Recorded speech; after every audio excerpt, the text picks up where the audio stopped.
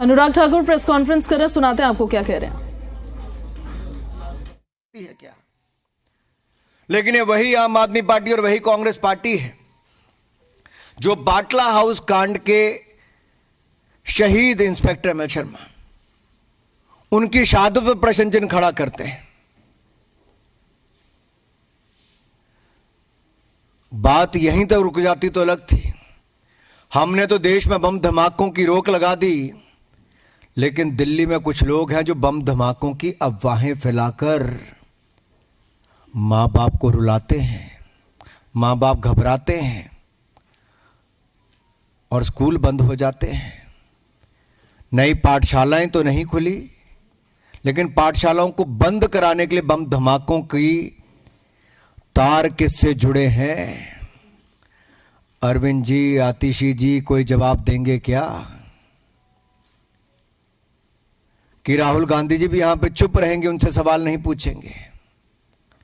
सवाल यह खड़ा होता है कि दिल्ली में डराने का, धमकाने का ऐसे 400 बार ये काम कौन करता है? आज इस बात का जवाब देना ही होगा। और फॉरेन फंडिंग, जो ऐसे आतंकवादी सोच के समर्थक हैं, आतंकवादी सोच को आगे बढ़ावा देते हैं, जो हिंदुस्तान का नामो निशान मिटाना चाहते हैं, जो खालिस्तान बनाना चाहते हैं, उनसे फंडिंग लेने का भी अपराध क्यों किया?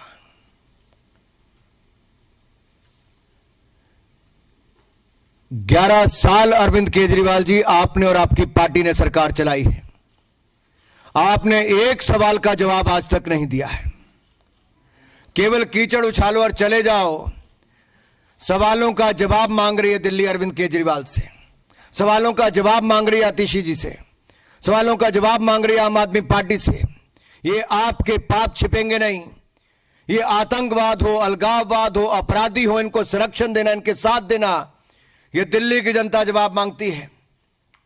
अराजकता और सनसनी के पुराने खिलाड़ी हैं अरविंद केजरीवाल जी और आम आदमी पार्टी के लोग। आपको जवाब देना होगा किसकी एनजीओ है, क्या, किसके सूत्रधार कौन है इसका, किसके साथ तार जुड़े हुए हैं।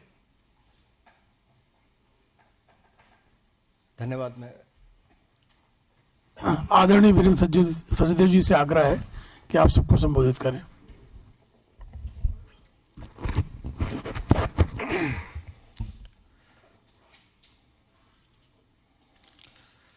आदरणीय अनुराग जी,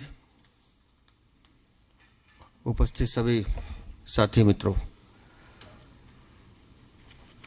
अनुराग जी ने विस्तार से बता दिया कि कैसे आम आदमी पार्टी देश विरोधी ताकतों को पालने का काम करती है।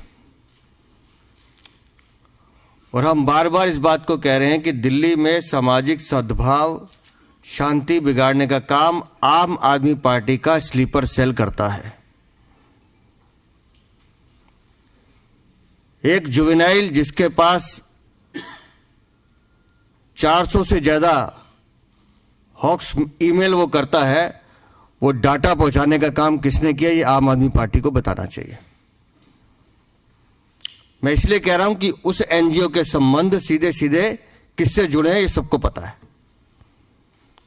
पर जैसा अनुराग जी ने कहा कि अरविंद केजरीवाल मुंह नहीं खोलेंगे, और सिर्फ प्राइवेट स्कूल में ही क्यों वो मेल जाती हैं, दिल्ली के सरकारी स्कूल में क्यों नहीं जाती?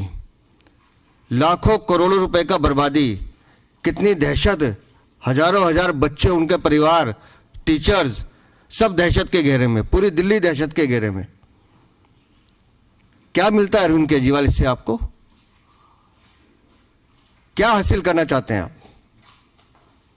और ये संयोग नहीं है। दिल्ली विधानसभा का चुनाव आता है तो शाहीन बाग, उत्तर पूर्वी का दंगा आता है। अब फिर दिल्ली विधानसभा का चुनाव आ रहा है तो इस तरह के प्रपंच रचे जा रहे हैं कि किसी तरह से दिल्ली को दहलाया जाए।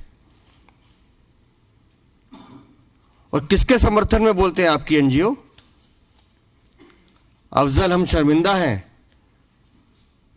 तेरे कातिल जिंदा हैं, भारत तेरे टुकड़े होंगे, इंशाअल्लाह इंशाअल्लाह।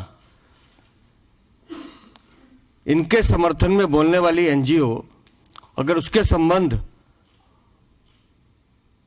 इस पूरे हॉक्स कॉल से जुड़ रहे हैं तो आप समझ लीजिए कि दिल्ली की सरकार, अरविंद केजरीवाल दिल्ली को किस दिशा में लेके जाना चाहते हैं। और आज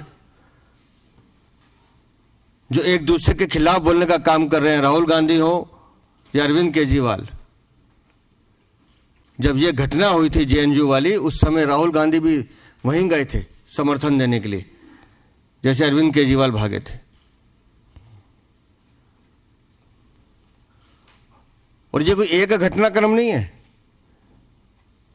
जेएनयू की घटना पर जिस तरह से सीबीआई ने फॉरेंसिक रिपोर्ट लैब में जाके जांच करवाई थी, लेकिन दिल्ली की अरविंद केजरीवाल सरकार की जिद थी कि नहीं जी हम अपनी लैब से करवाएंगे। इन्होंने हैदराबाद की एक लैब से कराई और जानकारी मिली कि 2 उसमें वीडियो क्लिप जिसमें छेड़छाड़ की गई वो दिल्ली सरकार के इशारे पे की गई थी, जिसमें उमर खालिद और वो बाकी कामरेड नारे लगा रहे थे।